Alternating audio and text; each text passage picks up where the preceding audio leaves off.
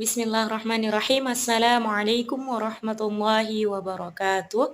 Perkenalkan, saya Azra Tamami, mahasiswi Universitas Islam Negeri Sumatera Utara, jurusan Pendidikan Agama Islam 1 semester 5.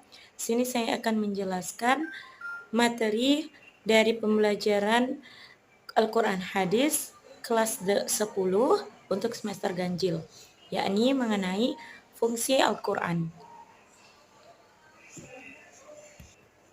Baiklah, sebelum memasuki fungsi Al-Quran, saya akan menjelaskan sedikit mengenai Al-Quran. Al-Quran merupakan sumber ajaran Islam. Sumber ajaran Islam yang pertama. Setiap muslim berkewajiban untuk berpegang teguh kepada hukum-hukum yang terdapat di dalam Al-Quran, agar menjadi manusia yang taat kepada Allah Subhanahu wa taala, mengikuti segala perintahnya dan menjauhi segala larangannya. Al-Quran memuat berbagai pedoman dasar bagi kehidupan manusia. Sebagai seseorang yang berpegang teguh kepada Al-Quran, kita atau orang muslim harus meyakini bahwasanya tuntunan yang berkaitan dengan keimanan atau akidah, yaitu ketetapan yang berkaitan dengan iman kepada Allah Subhanahu wa taala, malaikat-malaikat, kitab-kitab, rasul-rasul dan hari akhir serta qada dan qadar, merupakan bentuk dari ajaran agama Islam. Sebagai seseorang yang berpegang teguh tadi kepada Al-Quran, kita harus melaksanakan apa yang diperintahkan oleh Allah melalui firman-firman-Nya. Tidak boleh melanggar segala sesuatu yang dilarang oleh Allah Subhanahu wa taala.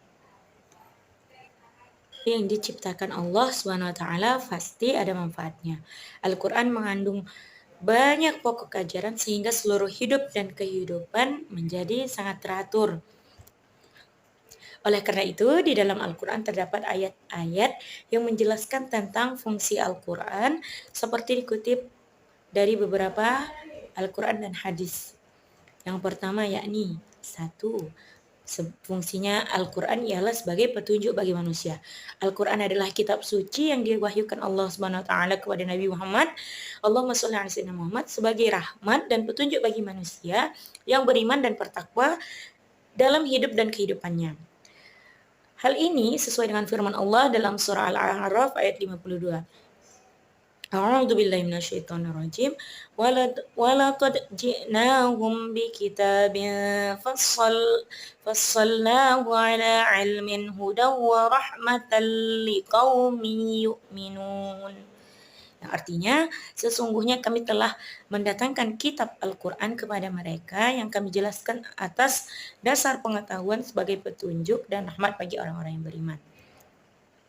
Hal ini dapat terlihat bagi siapa saja. Manusia yang mengikuti petunjuk Al-Quran akan mendapatkan kemuliaan, kejayaan, keselamatan, dan kebahagiaan, baik di dunia maupun di akhirat. Yang kedua, fungsi Al-Quran ialah sebagai sumber pokok ajaran Islam. Sebab dari Al-Quran lah diambil segala pokok syariat dan syar'i yang mencakup seluruh aspek hukum bagi manusia dalam menjalani hidup di dunia dan di akhirat. Fungsi yang ketiga yaitu sebagai pengajaran bagi manusia. Al-Quran adalah pengajaran bagi manusia, karena itu manusia mengetahui jalan yang hak dan batil, antara mana yang benar dan mana yang salah. Selanjutnya, fungsi Al-Quran yang keempat ialah yaitu Al-Quran memantapkan iman Islam. Dengan membaca Al-Quran, mempelajarinya dan mengamalkannya, kita bisa memantapkan iman kita kepada Allah Subhanahu wa taala dan Nabi Muhammad SAW. Isi Al-Quran akan membuat kita semakin yakin bahwasanya agama Islam adalah agama yang memang harus dianut atau diyakini. Selanjutnya ada fungsi Al-Quran bagi kehidupan manusia. Yang pertama, Al-Quran sebagai petunjuk jalan yang lurus. Al-Quran merupakan mukjizat bagi Nabi Muhammad SAW. Al-Quran menjelaskan kepribadian manusia. Al-Quran merupakan penyempurna bagi kitab-kitab sebelumnya. Kemudian Al-Quran menjelaskan masalah yang pernah diperselisihkan umat sebelumnya. Kemudian tuntunan dan hukum untuk menjalani kehidupan ada di dalam Al-Quran. Fungsi Al-Quran sebagai sumber ilmu.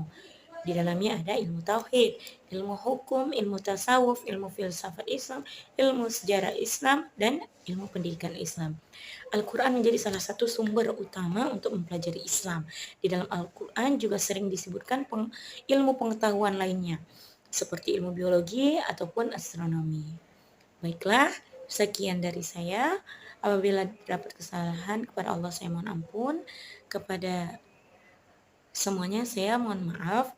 Wabillahi taufiq wal hidayah wa ridha wal inayah. Wassalamualaikum warahmatullahi wabarakatuh.